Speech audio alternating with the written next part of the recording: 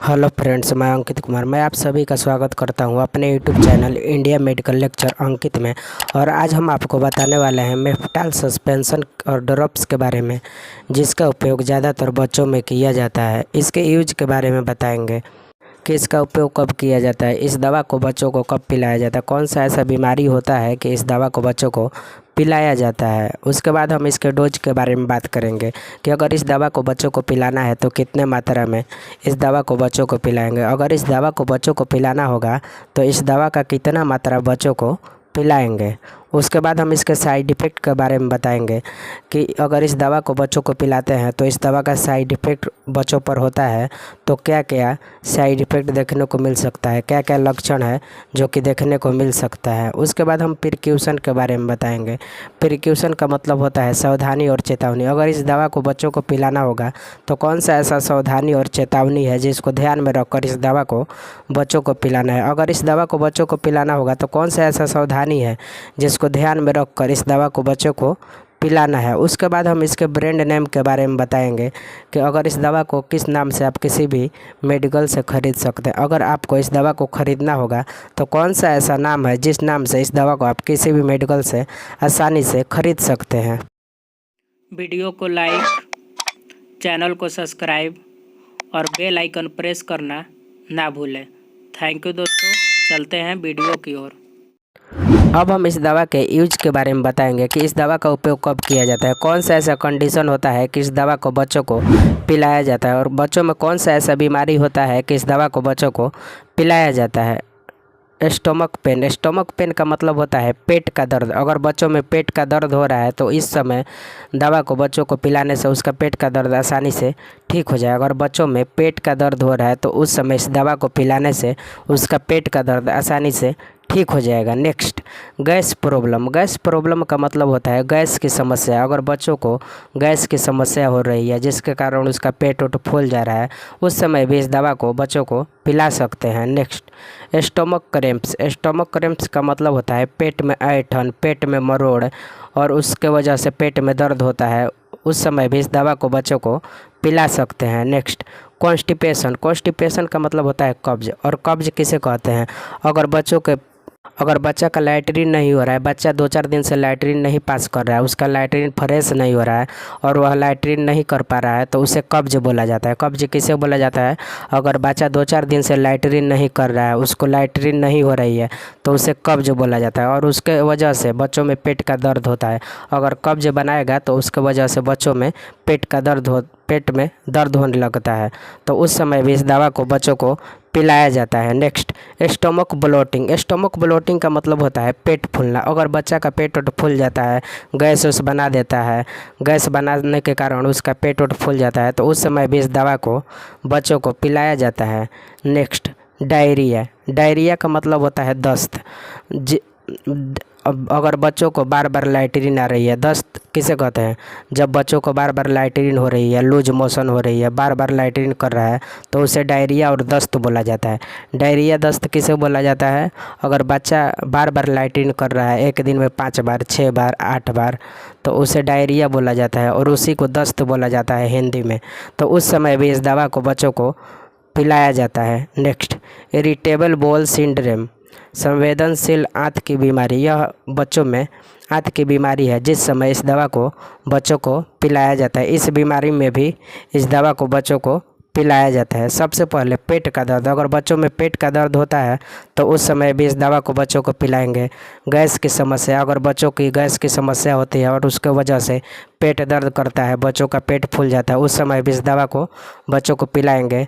पेट में ऐंठन। पेट में ऐंठन का मतलब होता है पेट मरोड़ता है, ऐंठता है और उसके वजह से पेट दर्द करता है, तो उस समय भी इस दवा को बच्चों को पिलाया जाता है। नेक्स्ट, कब्ज। कब्ज का मतलब होता है अगर बच्चा का लैट्रिन नहीं हो रहा है, 2-4 दिन से बच्चा लैट्रिन नहीं पास कर पा रहा है, तो उसे कब्ज बोला जाता है। बच्चों में लैट्रिन की समस्या हो जाती है, बच्चा लैट्रिन नहीं कर पाता है, पैखाना नहीं कर पाता है 2-4 दिन से, 5 दिन से, 6 दिन से, तो उसे कब्ज बोला जाता है। और उसके दौरान बच्चों का पेट दर्द करता है, उस समय भी इस दवा को बच्चों को पिलाया जाता है। पेट फूलना। पेट फूलना का मतलब होता है अगर बच्चों में पेट फूलने लगता है, गैस बनाता है पेट में, तो उस समय भी इस दवा को पिलाया जाता है। दस्त, दस्त का मतलब होता है बार बार लैट्रिन आना, एक दिन में 5 बार लैट्रिन आना, 4 बार लैट्रिन आना। अगर ऐसा समस्या बच्चों में होता है तो उस समय भी इस दवा को बच्चों को पिलाया जाता है। अगर बार बार उसको लैट्रिन आएगी तो उस समय उससे भी उसको उसके पेट में दर्द हो सकता है, उस समय भी उसके पेट में दर्द, मरोड़, ऐंठन हो सकते हैं। उस समय भी इस दवा को बच्चों को पिलाया जाता है। संवेदनशील आंत की बीमारी होती है, जिस समय भी इस दवा को बच्चों को पिलाया जाता है। अगर बच्चों में संवेदनशील आंत की एक बीमारी होती है, जिस समय इस दवा को बच्चों को पिलाया जाता है। हमने इसके यूज के बारे में आपको बता दिया। इन सभी यूज में इस दवा का उपयोग किया जाता है। इनमें से कोई भी समस्या अगर बच्चों को होती है तो इस दवा को बच्चों को पिला सकते हैं। अब हम इस दवा के डोज के बारे में बताएंगे। डोज का मतलब होता है दवा की मात्रा और खुराक। अगर बच्चों को इस दवा को पिलाना होगा तो इस दवा का कितना मात्रा बच्चों को पिलाएंगे, इस दवा का कितना खुराक बच्चों को पिलाएंगे, उसके बारे में अब हम आपको बताएंगे। अगर बच्चा का उम्र 3 से 6 महीना है, अगर बच्चा का उम्र 3 से 6 महीना है तो उसे 1.5 ml, अगर बच्चा का उम्र 3 से 6 महीना है तो उसे 1.5 ml एक दिन में 2 बार पिलाएंगे। अगर बच्चा का उम्र 3 से 6 महीना है तो उसे 1.5 ml एक दिन में 2 टाइम पिलाएंगे। नेक्स्ट, अगर बच्चा का उम्र 6 से 12 महीना है, अगर बच्चा का उम्र 6 से 12 महीना है तो उसे 2.5 ml एक दिन में 2 बार पिलाएंगे। अगर बच्चा का उम्र 6 से 12 महीना है तो उसे 2.5 ml एक दिन में 2 बार पिलाएंगे। नेक्स्ट, अगर बच्चा का उम्र 2 से 8 साल है तो उसे 5 ml एक दिन में 3 बार पिलाएंगे। अगर बच्चा का उम्र 2 से 8 साल है तो उसे 5 ml एक दिन में 3 बार पिलाएंगे। बीडी का मतलब होता है एक दिन में 2 बार। बीडी का मतलब होता है एक दिन में 2 बार दवा को पिलाना है बच्चों को। बीडी का मतलब होता है एक दिन में 2 बार, यानी एक दिन में 2 बार बच्चों को दवा को पिलाना है। टीडीएस का मतलब होता है एक दिन में 3 बार, यानी एक दिन में बच्चों को 3 बार दवा को पिलाना है। नेक्स्ट, जब भी दे 4 घंटा के अंतराल में दे। अगर इस दवा को बच्चों को पिलाते हैं तो जब भी देंगे 4 घंटा के अंतराल रखेंगे, 4 घंटा का गैप रखेंगे, 4 घंटा के बीच करके इस दवा को बच्चों को पिलाएंगे। नेक्स्ट, ज़रूरत होने पर इसे एक दिन में 3 बार दे सकते हैं। अगर इस दवा का आवश्यकता होगी बच्चों को तो इस दवा को मैक्सिमम 3 बार पिला सकते हैं। ज़रूरत होने पर इस दवा को एक दिन में 3 बार दे सकते हैं। अगर इस दवा का आवश्यकता होगी बच्चों को पिलाने को तो मैक्सिमम एक दिन में 3 बार इस दवा को बच्चे को पिला सकते हैं। हमने इसके डोज के बारे में बता दिया है कि कितना मात्रा में इस दवा को बच्चों को पिलाना है। अगर इस दवा को बच्चों को पिलाना होगा तो कितना मात्रा में इस दवा को बच्चों को पिलाएंगे। अब हम इस दवा के साइड इफ़ेक्ट के बारे में बताएंगे। साइड इफ़ेक्ट का मतलब होता है दुष्प्रभाव और उल्टा प्रभाव। अब हम समझेंगे कि साइड इफ़ेक्ट होता क्या है। साइड इफ़ेक्ट उसे कहते हैं जब कोई भी दवा है उसका उपयोग हम किसी और बीमारी को ठीक करने के लिए कर रहे हैं और उस दवा का उल्टा प्रभाव हो गया, उसके वजह से और कोई बीमारी हमको होने लगी और कोई तकलीफ़ होने लगा, तो उस दवा का साइड इफ़ेक्ट बोला जाता है। उसी को साइड इफ़ेक्ट के नाम से जाना जाता है। और इनमें से कोई भी साइड इफ़ेक्ट आपको देखने को मिले तो इस दवा को पिलाना बंद करें। अगर इस दवा को पिलाते हैं बच्चों को और इस दवा को पिलाने के बाद इनमें से कोई भी साइड इफ़ेक्ट आपको देखने को मिले, बच्चों में कोई भी लक्षण देखने को मिले, तो इस दवा को बच्चों को पिलाना बंद करें और अपने डॉक्टर से मिले। Feeling slip. फीलिंग स्लिप का मतलब होता है नींद आना। अगर इस दवा को बच्चों को पिलाते हैं और बच्चा ज़्यादा मात्रा में सोता है तो इस दवा को पिलाना बंद करें।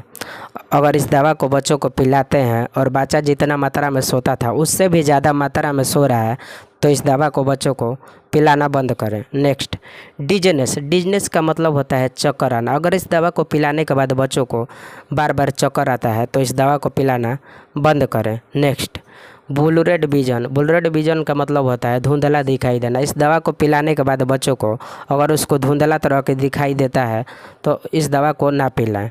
Next, nervousness. नर्वसनेस का मतलब होता है घबराहट, चिंता। अगर इस दवा को बच्चों को पिलाते हैं तो बच्चा ज़्यादा घबराता है, चिंता करता है, ऐसा कुछ दिखे तो इस दवा को बच्चों को पिलाना बंद करें। Next, vomiting. वोमिटिंग का मतलब होता है उल्टी करना। अगर इस दवा को बच्चों को पिला रहे हैं और उसके बाद बच्चा बार बार उल्टी कर रहा है तो इस दवा को बच्चों को पिलाना बंद करें। Next, dryness in the mouth. Dryness in the mouth, मुंह में सूखापन। अगर बच्चों का मुंह सूखा दिख रहा है, सूखापन लग रहा है तो उस समय भी इस दवा को बच्चों को ना पिलाएं। Next, nausea. नौजिया का मतलब होता है जी मचलाना, जी घबराना। अगर इस दवा को बच्चों को पिलाते हैं उसके बाद बच्चा का जी घबराता है, जी मिचलाता है, उल्टी की तरह होता है, तो उस समय भी इस दवा को बच्चों को ना पिलाएं। Next, loss of appetite. Loss of appetite का मतलब होता है भूख ना लगना, भूख ना लगना। अगर इस दवा को बच्चों को पिलाते हैं और बच्चा खाना वाना नहीं खाता है, दूध नहीं पीता है, उसको भूख नहीं लगती है, तो इस दवा को पिलाना बंद करें। और इनमें से कोई भी साइड इफ़ेक्ट आपको दिखे तो इस दवा को पिलाना बंद करें और अपने डॉक्टर से मिलें। इस दवा को बच्चों को पिलाने के बाद इनमें से कोई भी साइड इफ़ेक्ट देखने को मिले तो इस दवा को बच्चों को पिलाना बंद करें और अपने डॉक्टर से मिलें, क्योंकि इस दवा का उपयोग बच्चों में पेट दर्द को ठीक करने के लिए किया जाता है। इस दवा का उपयोग कब किया जाता है? अगर बच्चों में पेट दर्द होता है, पेट में गैस वैस बनाती है, पेट मरोड़ता है, तो उस समय इस दवा को बच्चों को पिलाने के लिए किया जाता है, उसको ठीक करने के लिए इस दवा का उपयोग किया जाता है। और हमने जो है साइड इफ़ेक्ट बताया है, इनमें से कोई भी साइड इफ़ेक्ट आपको देखने को मिले इस दवा को बच्चों को पिलाने के बाद, तो इस दवा को पिलाना बंद करें और अपने डॉक्टर से मिलें। हमने इसके साइड इफ़ेक्ट के बारे में आपको बता दिया है।